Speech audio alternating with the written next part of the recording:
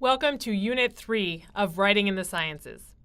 In the first 2 weeks of this course, we talked about key principles of effective writing, cutting clutter, and using strong active verbs. This week, we're going to continue our discussion of good writing. We'll start by talking about how to improve sentence structure, and we'll build up to writing strong paragraphs.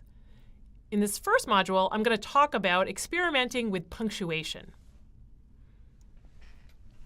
This is not a course on grammar or punctuation, but I do want to draw your attention to some key punctuation marks that you may be neglecting in your writing. These are the dash, the colon, the semicolon, and the parentheses. You may have been told somewhere along the way that it's improper to use these punctuation marks in scientific writing, that they are a little too exotic or a little too informal. In fact, these are perfectly fine tools to use in scientific writing if you use them correctly. Pick up a book or a magazine or any source of professional writing and read it carefully. You'll notice that professional writers use these punctuation marks all the time, and that's because they're super handy. They have many excellent uses. In particular, they allow you to vary your sentence structure. Up until now, I've been showing you how to strip all the extra words out of your sentences. But this doesn't mean that I want you to write with only short and simple sentences. Prose that consists of only short and simple sentences is very monotonous, very boring. I'm going to encourage you instead to vary your sentence structure. Some of your sentences can be short and simple, but you also need to include some longer and more complex sentences. It's hard to vary your sentence structure if you are limited to just commas and periods. To make your sentence structure creative and interesting and complex, you need the dash, the colon, the semicolon, and the parentheses, as I'm going to show you now. I'll start with an example. Before he left office, President Obama guest edited Wired magazine. He wrote an essay in that issue, and I've provided a link to his essay here. I'm going to be drawing on examples from his essay in this module. This sentence says, "But what really grabbed me about the film is that it shows how humans, through our ingenuity, our commitment to fact and reason, and ultimately our faith in each other, can science the heck out of just about any problem." I love that use of science as a verb. We can science the heck out of it. Obama actually borrowed that usage from the movie he's referring to here, The Martian. But it serves to illustrate how verbs move sentences along better than nouns, as we talked about last week. And besides that cute use of science as a verb, the other reason I'm showing you this example is that this sentence has a complex and compelling structure. It's not simple and boring. President Obama has used the dash here to make an engaging sentence. And the dash is one of my favorite punctuation marks because it's so versatile. You can throw a whole extra thought or list or tidbit or description right into the middle of a sentence like this, and it works. Here's another example. This was from a paper I was editing. I used a colon to take 3 simple, boring sentences and aggregate them into one more complex sentence. The original was, "Many types of cells and tissues develop a kind of directionality. Certain events happen toward one end of the cell or tissue or the other. It's a phenomenon called cell polarity." That's okay, but it's a bit boring and monotonous, right? All 3 sentences have the same simple structure. Also, the point here is just to define polarity, and it doesn't seem like we need 3 sentences to do this. So what I did was to use a colon to pull all these pieces together. My rewrite reads, "Many cells and tissues develop a kind of directionality called cell polarity, colon. Certain events happen toward one end of the cell or tissue." I use the colon here to set up the definition of polarity. And the sentence is more interesting, efficient, and elegant than the original. For the rest of this module, I'm going to teach you how to use these punctuation marks. In their book, Strunk and White explain the punctuation marks in terms of their power to separate and I think this is a good way to think about it. The comma has the least power to separate. It gives the shortest pause. And the period has the most power to separate because it denotes a complete stop. But in between are these 4 other fun and useful punctuation marks. The colon gives a bigger pause than the comma. The dash gives an even bigger, more abrupt pause. The parentheses is used to slip something extra into a sentence, so it's a big pause. And a semicolon is a near complete stop because it separates 2 related sentences. Strunk and White also point out that the dash and parentheses are considered slightly less formal than the comma, colon, semicolon, and period. That's why in the past you may have been discouraged from using the dash and parentheses. But they are fine to use. The fact that they are slightly less formal just means that you want to use them more sparingly. You don't want to overdo it. You shouldn't have a dash or parentheses in every sentence, for example. I'm going to start with the semicolon because I suspect that many of you are already comfortable with the semicolon. The semicolon is used to link 2 independent clauses, basically 2 small sentences. I'm going to be using the word clause today. In case you're unfamiliar with that term, a clause always contains both a subject and a predicate, that is, a subject and a verb. An independent clause is just a small sentence. It has a subject, a predicate, and it expresses a complete thought. So here's my examples of use of the semicolon. Kennedy could be a cold and vain man, and he led a life of privilege. But he knew something about the world. He also cared about it. In that second sentence, we have 2 short sentences that have been linked together with a semicolon. Now think about how this sentence would have read had we punctuated it differently. What if we used a comma? It would be, he knew something about the world and also cared about it. You can hear that with a comma, we lose the emphasis on the he also cared about it part. What if we used a period here? It would read, but he knew something about the world. He also cared about it. Using a period here, we lose the connection between those 2 ideas, so that it changes the feel of that sentence. Another classic example is from Dickens. It was the best of times, it was the worst of times. Now clearly the semicolon is playing an important role here because it's joining those 2 ideas. It would completely change the feel of it if you used a comma or a period here. For this prose to work, those 2 opposing ideas need to be linked with a semicolon. Another use of the semicolon is to separate items in a list. Specifically, you need a semicolon when you've got a list of items where the items in the list contain internal punctuation. If some of the items in the list contain commas, then the comma is no longer sufficient to separate the items in the list. You won't know where the boundaries are. So here's an example. It happened because people organized and voted for better prospects, because leaders enacted smart, forward-looking policies, because people's perspectives opened up, and with them, societies did too. Notice there are commas within the last 2 items in the list here. We get smart, comma, forward-looking, opened up, comma, and with them, comma. Those commas mean that you can no longer use commas to separate the items in the list here. You need to use semicolons. That's another important use of the semicolon. All right, moving along to the parentheses. Parentheses are used to insert an afterthought, an explanation, or some additional details. The key is that the sentence is grammatically complete without the material in the parentheses. In other words, you should be able to completely remove that material and it shouldn't change the main point of the sentence. In fact, when you put material in parentheses, you are actually giving your reader permission to skip over it entirely if they want to. So it's a way you can slip in some extra information or an interesting but non-essential tidbit to your reader. Here's an example. This was from an article on seahorses. It says, they also have a specialized tail, kind of like a monkey's tail, that allows them to cling to a piece of grass, or a lucky diver's finger. Notice that the author has slipped in a little aside here. It's not essential.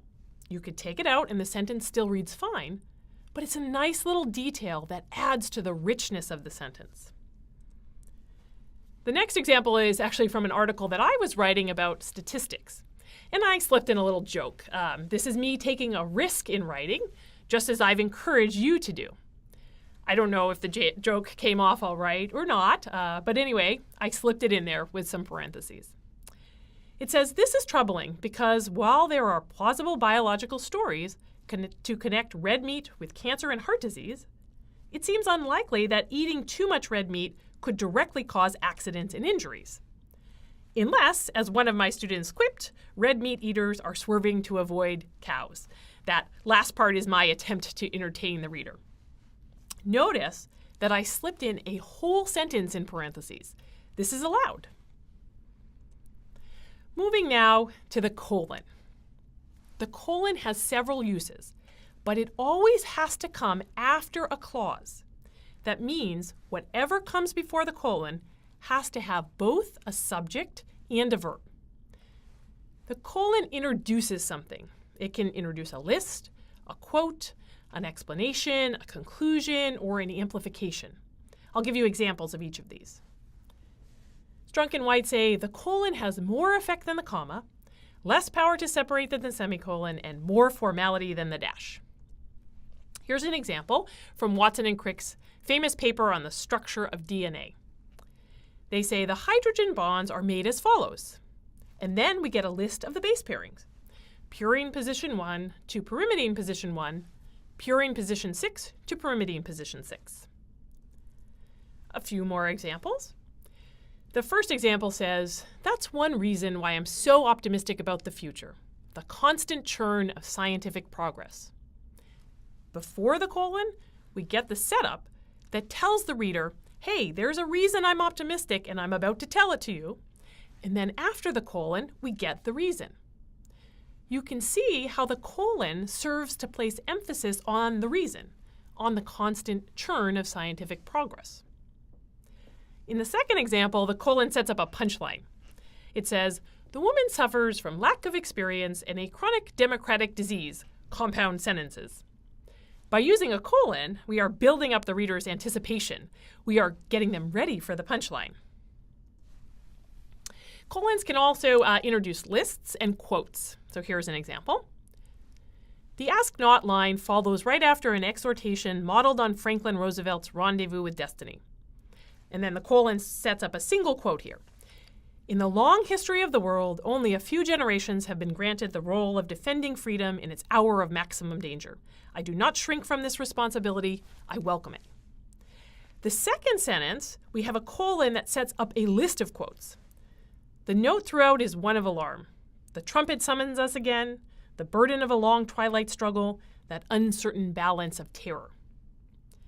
I want to point out one other thing here.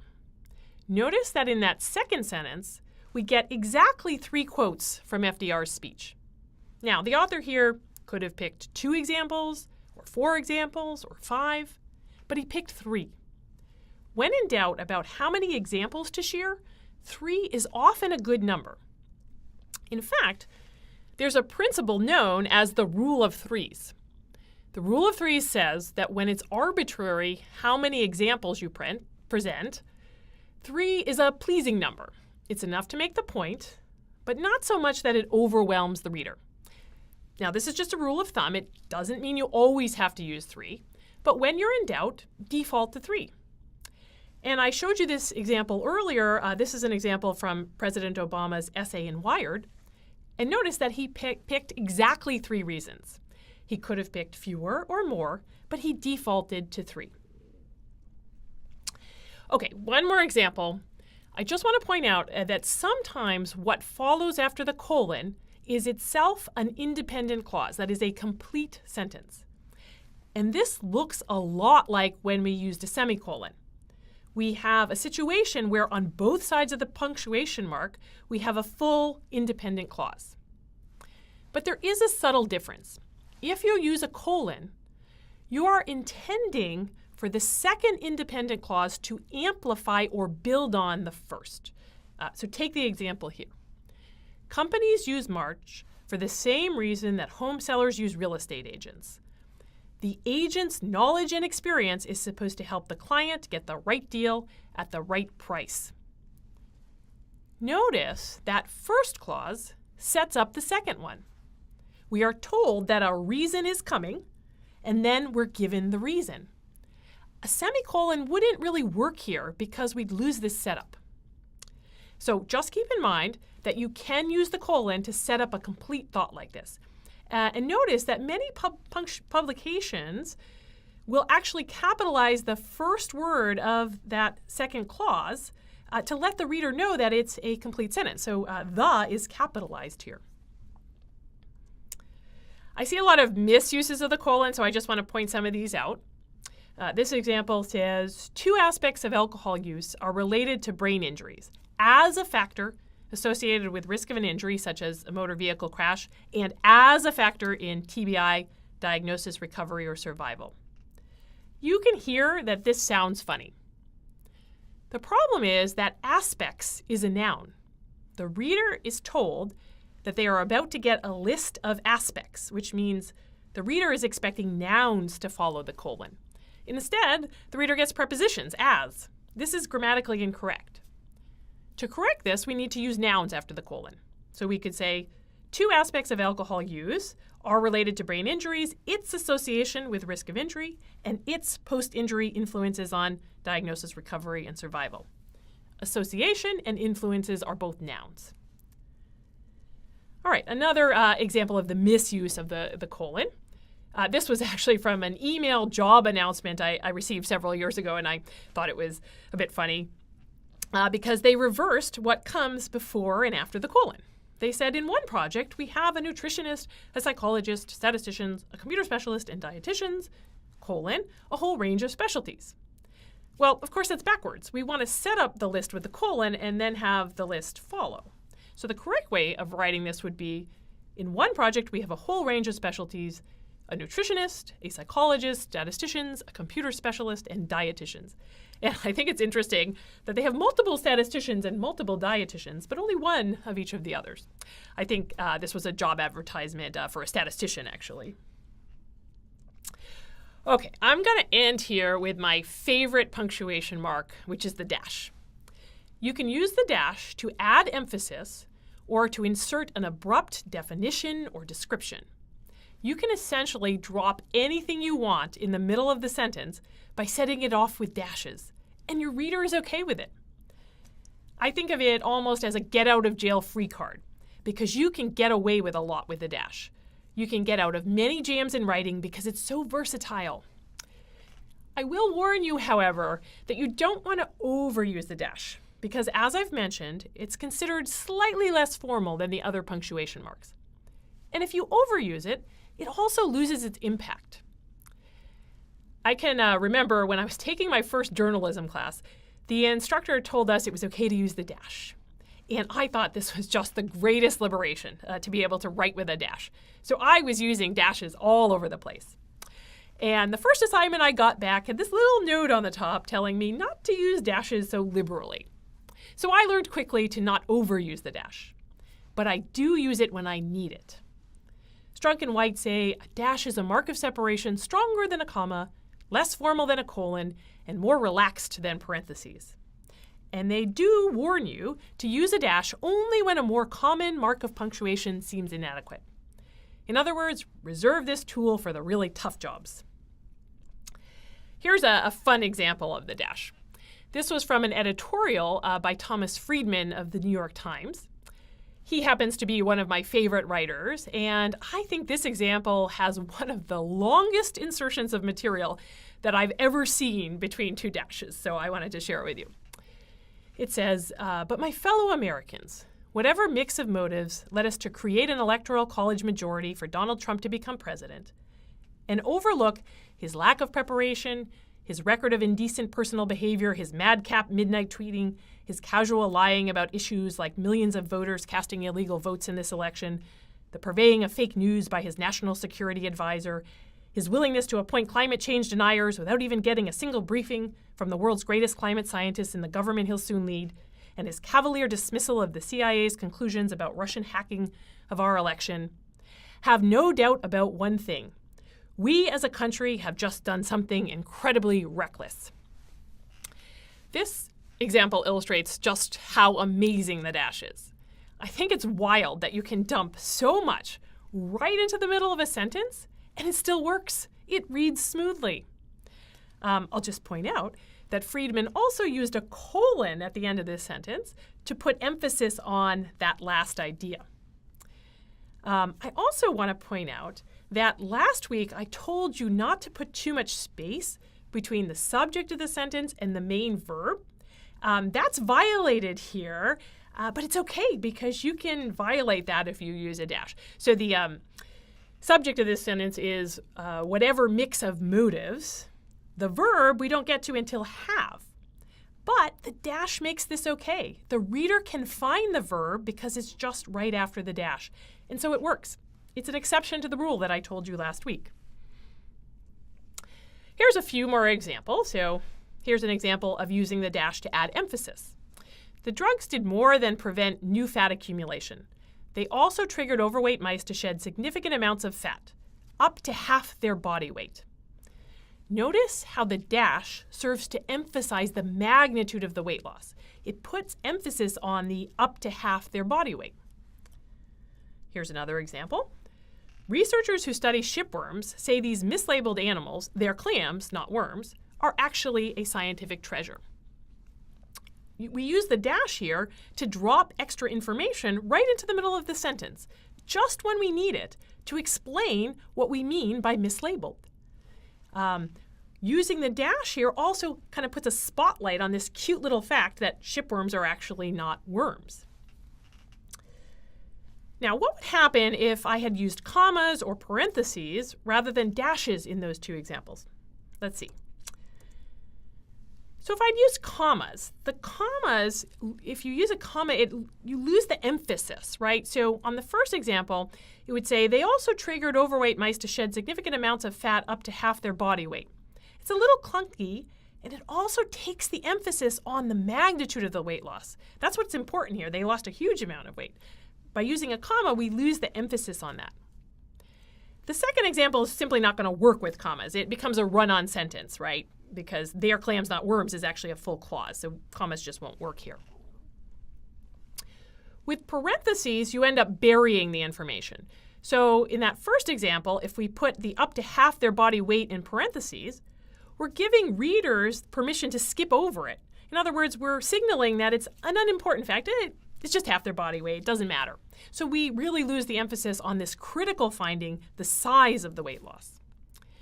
With the second sentence, I actually think parentheses really don't work here, because if the reader skips that material, as they're allowed to do, they're not going to understand what we mean when we say that the animals are mislabeled. I think that's actually essential information.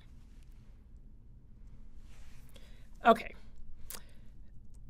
I have one more example to share with you, but I need to give you some background before I share this example so that you can appreciate the brilliance of this sentence. So I'm going to ask you to bear with me for a minute, to indulge me, and let me tell you a story. I am not a baseball fan. However, I grew up in New England, so I am a diehard Red Sox fan. And probably many of you know that at one point, the Red Sox were said to have a curse on them. That's because they went almost a century without winning a World Series, and not only that, but they got within a hair's breadth of winning the World Series several times and then lost it on the silliest errors. So they were said to have a curse on them. I actually remember watching the 1986 World Series. The Red Sox were playing the Mets, and they were leading the series 3-2. You only need to win 4 games to win the World Series, so they were 1 game away from winning. They needed to win the 6th game of the World Series. That game went into overtime. It went into a 10th inning. In the top of the 10th inning, the Red Sox scored 2 runs, so now they're leading. All they need to do is to get the Mets out. And they get 2 outs, so they are now 1 out away from winning the World Series. The Mets batter comes up to the plate, hits a routine grounder. It should have been an easy out. But in an infamous error, the ball rolls through Bill Buckner's legs. They don't make the out. The Mets score 3 runs to win the Game 6 of the World Series, and the Mets go on to win the World Series. And everybody took this as proof of the curse. Now, fast forward to the year 2004. In 2004, the Red Sox finally did win the World Series after a 86-year dry spell, and they did it in dramatic fashion. They were down 3 games to the Yankees in the American League Series, and you have to win the American League Series to make it to the World Series. But they came back and won 4 games in a row against the Yankees to make the World Series. And then they won the first 3 games of the World Series against the Cardinals. So now it's the 4th game of the World Series. All they have to do is to win this game, and they will win the World Series. We get to the 9th inning. The Red Sox are leading. They make 2 outs on the other team. So now they are 1 out away from winning the World Series. Well, of course, at this point, everybody is waiting for the other shoe to drop. They are just waiting for the curse to rear its head. So the Cardinals batter comes up, hits a routine grounder to the pitcher. The pitcher scoops up the ball, and normally in this situation, the pitcher simply would have thrown the ball to the first baseman and made the out. It's a pretty simple play. But the pitcher knows the whole history of the Red Sox, and he is not taking any chances. He's afraid that if he throws the ball to the first baseman, something wild is going to happen, and they're not going to get the out. So he trots right up to the first baseman and gets as close as he can to him and does this little underhand toss to practically put the baseball into the first baseman's glove. He is not taking any chances that something is going to get messed up. They do get the out. The Red Sox win the World Series. But that moment, when the pitcher decides that he has to go all the way up to the first baseman and practically hand him the ball, that moment encapsulated the entire history of the Red Sox and the entire ethos of the Red Sox. And so that's the setup for this example I'm going to present to you now. So this sentence says, baseball is the only game that's played every day, which is why its season often seems endless, right up to the inning and the out. The little toss over to first base, when, wow, it ends. That little toss over to first base that the author is talking about here, that's the image of the pitcher walking up to the first baseman and practically handing him the ball. And that is such a powerful image because of everything that it says about the history of the Red Sox. And it's stuck in there between 2 dashes, which again just shows how amazing the dash is. I don't usually give exact citations for the examples I use, but today, since most of the examples I was using were examples of good writing, of good use of punctuation, I just want to acknowledge the various authors from which I pulled those examples here.